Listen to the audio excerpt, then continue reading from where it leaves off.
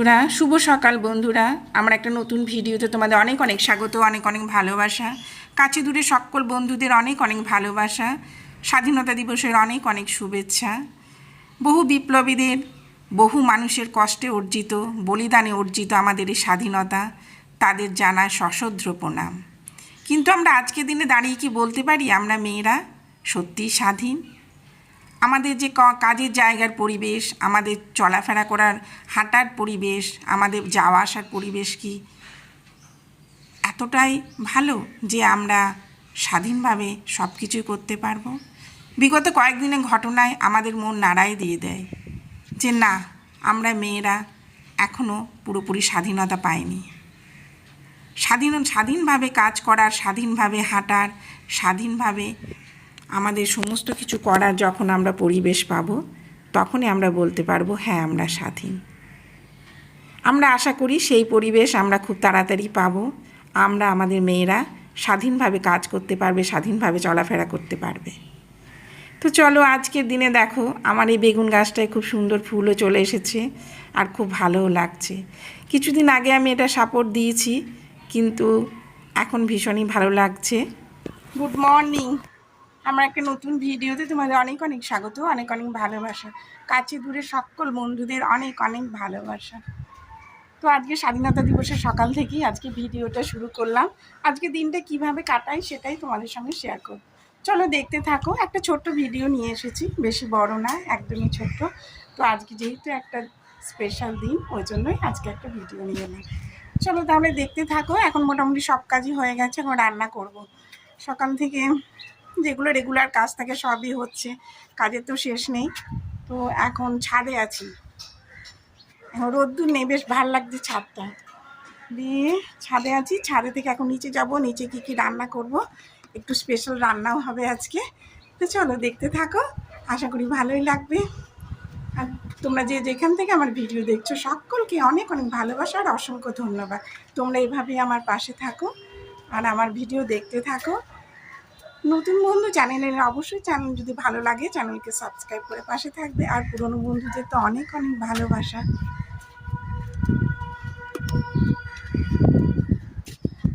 বেশ সুন্দর ঠান্ডা ঠান্ডা হাওয়া দিচ্ছে ছাদে, ওই জন্যই বেশি ভালো লাগছে। চলো নিচে যাওয়া যায়, নিচে যাই। নিচে রান্নাগুলো হয়নি, কি রান্না করছি সেটাও তোমাদের সঙ্গে শেয়ার করবো। রান্নাগুলো করবো, তারপর আস্তে আস্তে মোটামুটি কাজ হয়ে গেছে। জামা কাপড়গুলো তুলবো আর রান্না করবো। গরমও ভীষণ, গরমও আছে। চলো দেখতে থাকো। চলে এসেছি নিচে রান্নাঘরে, আর গ্যাসও জ্বালিয়ে দিয়েছি, কিছু জোগাড়ও আমি করে নিয়েছি। এদিকে দেখো ফ্রিজের মধ্যে ছিল অনেকগুলো একটা ক্যাপসিকাম আর দুটো গাজর, সেগুলো একটু নষ্ট হয়ে যাচ্ছে। ওই জন্য ভাবলাম একটু চাল আছে তো ক্যাপসিকাম, গাজর, কাজু কিশমিশ তো রয়েছে, তাহলে একটু ফ্রায়েড রাইস করে দিই। আর চালটাও আমার অনেক দিন ধরে রয়ে গেছে, পোকা হয়ে যেতে পারে, ওই জন্য এখানে জোগাড় করে নিয়েছি গাজর, ক্যাপসিকাম, কাজু কিশমিশ আর গরম মশলা আমি জোগাড় করেছি। সিম্পল বানাবো, আমাদের তেমন কিছু ব্যাপার না।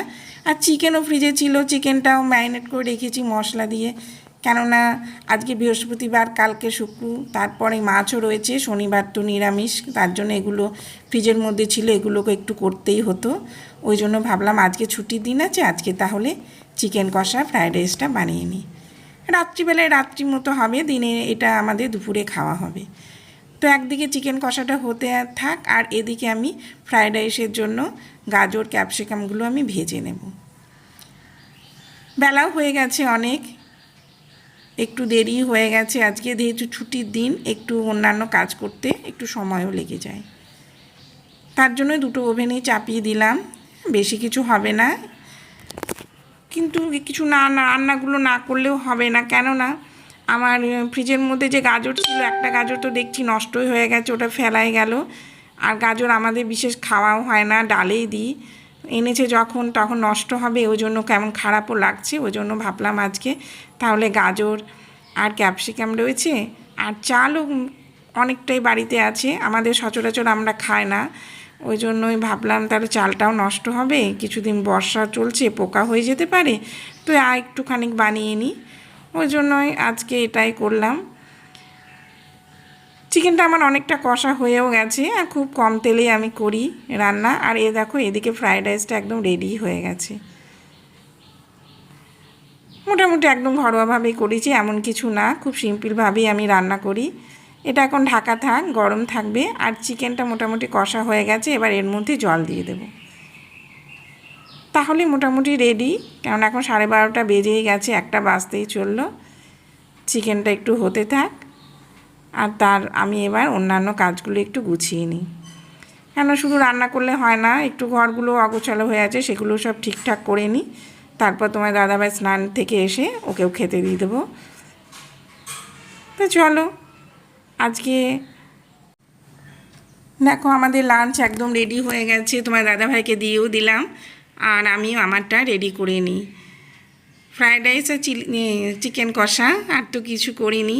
ভাবলাম স্যালাড কাটবো, স্যালাড হবে। তো ভাবছি, ভেবে নিলাম যে শশা আছে ফ্রিজে, তো দেখছি না, শশা তো নেই, শশা তো খাওয়া হয়েই গেছে। আমার এরকমই হয়, ফ্রিজে কি থাকে আমার মনেও থাকে না, কখনো নষ্ট হয়ে যায়, আবার কখনো ভাবি রয়ে গেছে, তো আনতে গিয়ে দেখি নেই। এটাই আমার একটু সমস্যা হয়। তো এখন নিচে থাকার জন্য ফ্রিজও ওপরে সবসময় আনাও হয় না, সবসময় দেখাও হয় না, মনেও থাকে না। তো দেখো আমার লাঞ্চ রেডি, শশা নেই, ওই জন্য পেঁয়াজ আর লঙ্কাটাই আমি কেটেছি। তো আজকের এই ছোট্ট ভিডিওই দিলাম। তোমরা সবাই ভালো থাকো, সুস্থ থাকো, দেখা হবে একটা নতুন ভিডিওর সঙ্গে। টাটা।